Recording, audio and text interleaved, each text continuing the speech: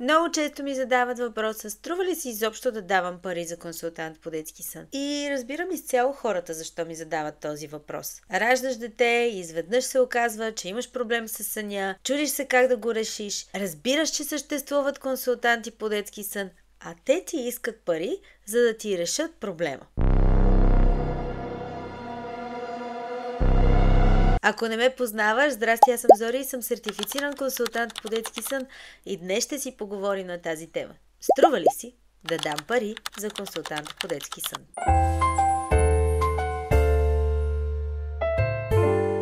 Да, като всички занаяти и всички помощни професии, консултантът по детски сън не е най-евтиното нещо. Нека да си го признаем. Цените на консултациите варират много. Аз лично не искам в този епизод да разглеждам цените на всички останали консултанти, затова ще ви говоря изцяло как варират цените, откъде до къде, без да споменавам каквито и да било имена, за да няма конфликт на интереси. И така.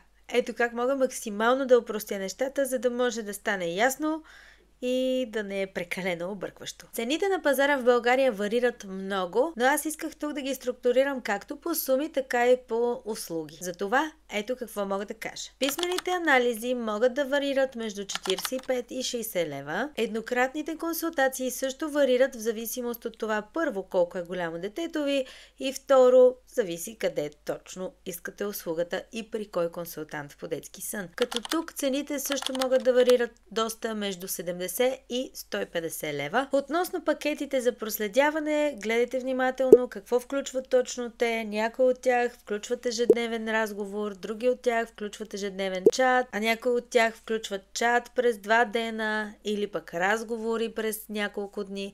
Затова винаги, когато решите да избирате услуга с проследяване, погледнете също точно какво съдържа самата услуга, за да сте сигурни, че получавате това, което вие искате. Но обикновено самите пакети с проследяване, които аз смятам за наистина полезни, са тези, които започват от 2 седмици нагоре, т.е. продължават между 2 и 6 седмици. И това, разбира се, е в зависимост от точно от какво имаш нужда ти. Като самата цена също варира, може да започва от 150 до 500 лева в зависимост от самата продължителност и какво точно вие получавате като услуга. Тоест, колкото повече комуникация и колкото повече проследяване, детайлно проследяване има от консултанта по детски сън, толкова повече съответно ще заплатите. И да, ако си поискате консултация или по-скоро проследяване, което е между 4 и 6 седмици, може да заплатите от 350 до 700 лева в зависимост както от услугата, както вече казах, така и от консултанта, при когото искате самата услуга. А за по-прости неща, за неща, които смятате, че можете да направите сами от дома, има и наръчници или пък групови курсове, които също варират като цени и тук говорим от сорта на между 45 до 200 лева. И пак да, зависи много точно какво търсите, точно какво искате. А позитивното в цялата работа е, че ако сте прекалено объркани, че не знаете точно от какво имате нужда, голяма част от консултантите по детски сън правят безплатни опознавателни разговори, които също варират между 15 и 30 минути, в които може да обясните какво точно се случва накратко и консултантът да ви насочи точно от какво имате нужда. Тук искам да вметнам нещо много важно, което честно казано напоследък смятам, че не се спазва много, но е много важно, за да може ние като консултанти да поддържаме доброто ниво и качество на работа. Безплатният разговор не е разговор, в който да получите безплатни насоки за това как да се справите с съня на вашите деца. Добрият консултант по детски сън никога няма да ви даде готови заучени отговори и насоки, без да е анализирал детайлно съня и ситуацията, в която се намирате. Затова, преди да изберете консултанта, помислете внимателно какво точно ви е казал в тази консултация. Или по-скоро безплатен разговор, не консултация, да. Пак се връщаме там. И може би тук до някъде отговорих на въпроса колко време отнема работата по съня на вашите деца. Но до някъде отговорих. Не точно. Защото при еднократната консултация това, което получавате, е около час и половина разговор с консултанта по детски сън, като преди това сте попълнили дневник на съня, който сте попълвали в продължение на 5 дни. Но работата не свършва до тук. Работата не свършва точно тогава, когато при приключи разговора с консултанта по детски сън? Всъщност, тя започва точно тогава. Ето защо и съществуват самите проследявания. Когато случаят е доста по-объркан, по-труден, може би самото дете може да се адаптира по-трудно, точно тогава имаме нужда от едно продължително следене на нещата, как се развиват. Някои деца се адаптират по-трудно, други доста по-лесно. Някои родители имат нужда от подкрепата, може би са малко по-сигурни, когато имат човек до себе си. И това, честно казано, е чудесно. Все пак ние всички имаме нужда понякога от подкрепа. Но да се върна на темата, защото отново малко се отклоних. Веднага след основната консултация, независимо дали сте направили еднократна консултация или започвате проследяване, тогава започва реалната работа по съня на вашето дете. И както споменах преди няколко секунди, в зависимост от сложността на случая, може да продължи различно време. И много родители се стряскат, когато кажат, че отнема около 4 до 6 седмици, за да може детето да свикне с новите навици за съня. Но това, че отнема 4 до 6 седмици, не означава, че в първите 4-6 седмици ние няма да видим абсолютно никаква промяна. Дори напротив, много често това, което се случва е още в първите 3 до 7 дни вече виждаме някаква промяна в самото състояние на детето, самите емоции, начина по който спи нощем. Тоест, веднага можем да видим някакви резултати, когато следваме точно и ясно плана, който са ни изготвили. Или когато вие следвате точно ясно плана, който аз изготвям или моите колеги изготвят. Да, разбрахте ме точно какво искам да кажа. Окей. Да, нека да се върнем на въпроса. Има ли реална промяна, когато започнем работа с консултант по детски сън? Тук краткият отговор винаги е да. Има, но кога няма? Но преди да навляза в детайли относно темата дали има реална промяна, искам да спра до тук само за секунда и да ти напомня да натиснеш бутончето, за да помогнеш на максимално много родители да достигнат до тази информация, която със сигурност ще им бъде много полезна. Иска ми се, отговаряйки на въпроса дали има реална промяна, също да ви покажа отзиви на клиенти, които вече са работили с консултанти по детски сън.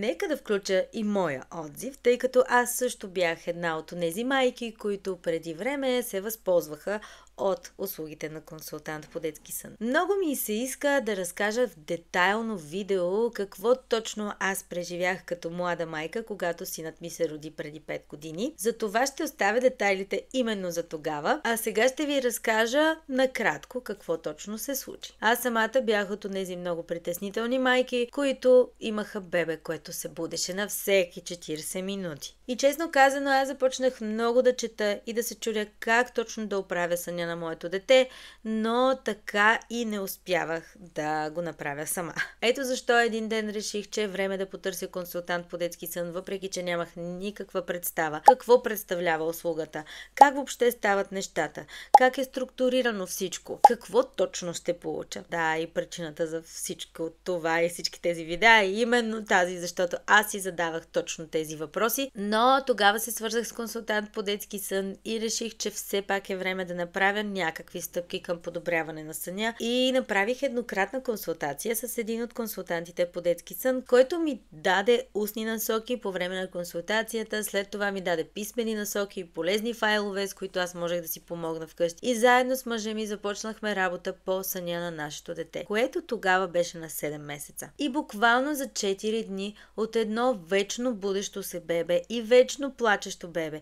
моят син се превърна в дълбоко спящо и спокойно бебе. И всъщност на 4-тия ден, когато спа за пръв път в продължение на 6 часа непрекъснат сън през нощта, аз на 4-тия се събудих в абсолютен ужас и тичах в другата стая, за да видя дали той диша. Да, сериозно, чудих се дали диша. Така че да, при мен лично имаше реална промяна и всъщност това ме вдъхнови и си казах, че ще стана някой ден консултант по детски сън. И ето ме, вече съм консултант по детски сън. Но моята история не е единствената история. Затова днес ми се иска да включа една друга майка, която ще ви разкаже нейната история. Ето я и нея. На колко беше детето ти, когато потърси консултант по детски сън? С първото ми дете не съм търсила консултант по детски сън, не знаех тогава, че тези хора съществуват. Така че, общо взето, първата година от живота на големия ми син е абсолютно бяло петно. Нищо не си спомням, беше много зле. С второто дете обаче нещата стоят по доста по-различен начин, тъй като вече знаех, че Зори, точно ти С Симеон беше потърсила консултант по детски сън. Знаех какво си ми препоръчала, знаех, че е ефективно, знаех, че работи. Така че нямах търпение Марина да направи 4 месеца и първото нещо, което направих, беше да се свържа с консултант по детски сън. Така че да, краткият отговор на въпроса ти на 4 месеца беше, когато я потърсих. А с какво имаше затруднения? Ами честно казано, 4 години по-късно не мога да си спомня с какво точно с консултант по детски сън и с графика съм имала затруднения. Така като се замисля, вероятно най-трудно ми е било да се водя по написания график, а не да съм баш да действам по интуиция. С това определено имах затруднения, тъй като изискваше организираност от моя страна и дисциплина. Така че мисля, че това беше затруднението, но не е било нещо, което да преобърне каруцата. Просто стиснах зъби и за ден-два наложих графика на бебето и нещата започнаха да приемат един много приятен вид. Какво направи консултанта по детски сън, за да подобри съня на детето ти? Ние се свързахме с консултантката и тя проведе с мене, може би час и малко Viber среща, видео, в която и показах как изглежда стаята, където спи детето, как изглежда хола, където прекарва по-голямата част от времето, легалцето на бебето, люлката тогава, в която се люлееше. Даже и мама тогава беше в стаята, така че общо взето имаше абсолютно преки и съвсем откровени наблюдения от това как протича нашия ден. Изготви ми много хубав, смея да твърдя, и много разбираем и простичък за мен график, който да следвам, за да се подобри сънят на Марина. Много добре написан, много добре обяснен, без излишни теоретични неща, които аз не разбирам. Съвсем простичко, ясно какво, кога и как точно трябва да се направи. Според теб беше ли успешно и колко бързо видя първите промени в съня на детето си? О, да, беше успешно. Промени в съня на детето буквално на 3-4 ден вече. След първата седмица беше много голяма разлика. След 1 месец, в който съм така спазвала всичко, което беше описала консултантката, Марина беше просто едно прекрасно бебе, което беше предвидимо, което беше отпочинало, което имаше и най-важното нещо, което имаше отпочинала и щастлива майка. И това е причината всъщност и второто ми майчинство да е много по-щастлив период от първото ми. Добре, ако трябваше сега да дадеш съвет на една майка, която има такъв проблем, какво би я посъветвала? Проблем с неспящо бебе? Какво ще посъветвам? Задължително консултант по детски сън. Ако не е тебе, защото аз обикновено теб те препоръчвам, то има доста голям списък, много вече консултанти, които се занимават с това нещо. Така че определено това бих посъветвала. И втория съвет да бъде дисциплинирана, защото това да направиш график за съня на едно бебе, всъщност на първо място изисква много дисциплина от страна на родителя. Така че това са ми двата съвета. И както съм казала, тук си говорим честно и откровено, да, понякога може да се случи да има и неуспешни истории. На колко беше твоето дете, когато за пръв път си даде сметка, че има някакъв проблем с съня? Ние знаехме, че има проблем с съня още около, може би, първия месец на детето, когато започна да преминава тази фаза на новороденото, където само спят и ядат. Въпреки че ние бяхме изградили режим детето да заспива около 8, да си ляга за нощен сън. Имахме рутина вечер, която се спазваше всяка вечер. И стриктно следях интервалите за будуване. Проблемът беше, че тя не отговаряше на тези интервали, които бяха описани като стандартни за тази възраст. Аз много старателно се опитвах да се впиша в тях, за да може детето да спи достатъчно. И когато е първо дете и се опитваш да го гледаш по таблицата, се получава огромна разлика между нуждите на детето и това, което майката смята за нужно. В допълнение бих добавила и съветите на роднините за това как точно се гледа дете. Това още повече обърква майката. Всъщност ситуацията вместо да се подобрява, става все по-зле. Добре, какъв беше проблемът? При нас проблемът бяха многото събуждания вечер, трудното преспиване, говорим за около 40 минути час всяка вечер. Преспиванията през деня също бяха дълги и на 20 минути тя се будеше. И трябваше отново да се допреспива. Кажи ми, какви бяха първите действия, които предприе за да подобриш съня и въобще имаха ли някакъв успех? Първите неща, които направих, бяха да си купя курс от консултант по детски сън. Купила съм си наръчници, изчела съм всичката възможна информация, която имаше и натрупах изключително много теоретични знания. За съжаление, теорията и практиката са две различни неща. Това, че имаш много теоретични знания, не означава, че можеш да ги приложиш практически. И вече, когато стана на около година, реших, че е крайно време да потърсим консултант по детски сън, с когото да работим. Добре, когато поиска помощ от консултант по детски сън, какво се случи? Потърсихме една дама, която препоръча да направим проследяване. Вместо да работим върху режима или регулацията, почнахме да работим върху самостоятелното приспиване, защото тя смяташе, че ключът е в това детето да заспива самостоятелно. Опитахме да работим в посока самостоятелно заспиване, за да може тя едва ли не да може сама да си свързва циклите на съня, да няма нужда от до преспиване, да може сама да се преспива обратно. Но тя даде много сериозен отпор. По никакъв начин не желаеше да приеме методите, които консултантът ни препоръчваше. Затова спряхме да работим с консултанта и просто продължихме да се опитваме с съпруга ми сами, доколкото е възможно, и да се молим и надяваме, че тя ще започне просто да спи по-дълго. Това обаче продължи и до към 2 години и половина на детето, да ни кажа почти 3. Ако трябваше да дадеш съвет на майка, която е в същото положение, какво би я посъветвала ти сега? Бих казала да си намери подходящия консултант по детски сън. Защото децата не са таблици. И единственото, което наистина помага, е индивидуалният подход на консултанта. Ако консултанта не се напасне по графика на вашето семейство, опита се да вкара неговата рамка във вашия семейен живот, то тогава това не е вашият консултант. Но от опита ми и това, което съм виждала на други близки, които са работили с консултанти по детски сън, правилният консултант наистина помага на вашето семейство да се наспите. Затова с 2 ръце препоръчвам, ако има проблем, да се обърнат първо към консултант по детски сън на време. Все още, когато усетите проблема, че има проблем. Дори превантивно да бъде. Една консултация може да ви спести изключително много месеци безсъние. Тази история не ви я пускам съвсем случайно. Всъщност, много често това, което ние си казваме е: мога ли да се справя сам? Задаваме си този въпрос. Кога мога да се справя сама? Кога мога реално да поискам помощ? И дали пък не мога просто да си купя някой наръчник и да се справя сама с тези чести нощни будения или тези трудни приспивания. Моето мнение е, че наръчниците по детски сън помагат в много малко случаи.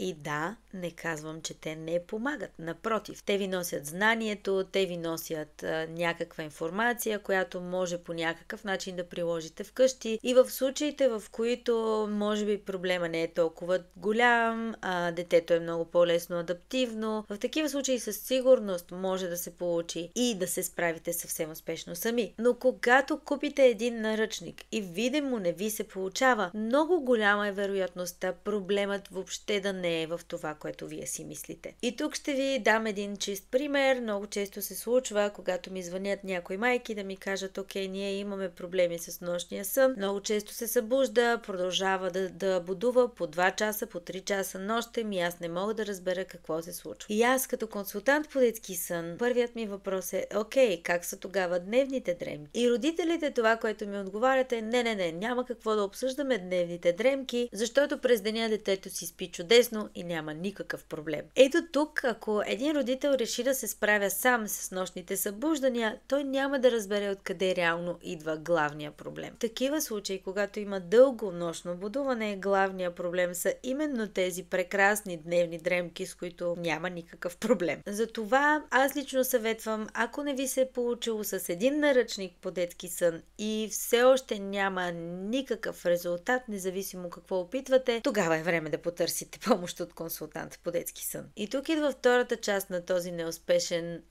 случай. Защо това се е получило? Защо, въпреки че тази майка първоначално е взела няколко наръчника, не се е получило, след това е потърсила помощ от консултант по детски сън, пак не се е получило? Какво точно се е случило? Не случайно, преди да направя това видео, ви направих как да избера консултант по детски сън. Защото е много важно ние като родители да изберем правилния човек, с който ще говорим на един и същи език. Както споменавам в другото видео, така го споменавам и тук. Ако говорите на един и същи език, нещата много вероятно да се получат. Ако ти като родител изпълняваш нещата, които консултантът ти е казал, ако комуникираш правилно с него, че нещо примерно не се получава, за да може той да напасне след това нещата, то всичко ще си дойде на мястото. Обаче ако въобще не сте си кликнали, ако говорите на тотално различни езици, той казва едно, ти разбираш друго, ти казваш едно, той разбира друго, надали нещата ще се получат. Затова избирай много внимателно консултанта, с който работиш. Аз лично като консултант по детски сън, честно казано, случвало ми се понякога да видя, че няма да мога да работя с даден клиент и го пренасочвам към друг мой колега, който съм сигурна, че ще се справи с въпросния клиент. И защото съм сигурна, че не мога да говоря на един и същи език с този въпросен човек. И знам, че колкото и да се опитвам и колкото да искам да му помагам, няма да успея. Тоест тук преценката не идва само от теб, въпреки че е доста важно, но също така идва от самата преценка на консултанта и колко опитен е той. И не на последно място искам да отговоря на въпроса: можеш ли да се справиш сама? Да, вече споменах, че може би с наръчниците е напълно възможно с по-прости начини да се справиш. Но в какви случаи може да се справиш сама? Тук въпросът е по-скоро: наистина ли искаш до такава степен да се изтормозиш? Защото, честно казано, когато го правим изцяло сами, търсим през цялото време отговори, т.е. отнема ни много повече време да се справим с ситуацията, отнема ни много повече време да търсим отговорите някъде в интернет, в някоя книга, в някой наръчник. Отделяме толкова много време и ресурс и емоция, която реално можем да отделим на децата си. А консултанта по детски сън, това, което той ти дава, да, те не са готови за учени решения, но в същото време ти помага в структурата. Тоест, намира главните проблеми, начертава ги, структурира ги и вече ти дава готови решения, с които ти да можеш вкъщи да се справиш сама. И докато ти като родител се опитваш да решиш ранното ставане или честите нощни събуждания, ние като консултанти по детски сън се опитваме да намерим корена на проблема, за да можем да преобразим нещата и вече да излекуваме цялата система. Да, надявам се това да прозвуча логично, но общо взето това е цялата информация, която мога да ти дам върху дали можеш да се справиш сама и дали си струва да потърсиш консултант по детски сън. Така че ако искаш да си спестиш безкрайни часове в търсене, писане с ChatGPT, търсене по форуми, търсене по различни книги за родители и сън, вече знаеш какво можеш да направиш. Можеш да се обадиш по телефона и да кажеш на консултанта по детски сън, че просто имаш нужда от помощ. А ако това видео те е харесало, да, натисни палчето, сподели го с приятелка, която има нужда да чуе точно тази информация и коментирай отдолу на какви теми искаш да разговаряме в този канал, за да може да направим отново съня по-спокоен на нашите малки дечица.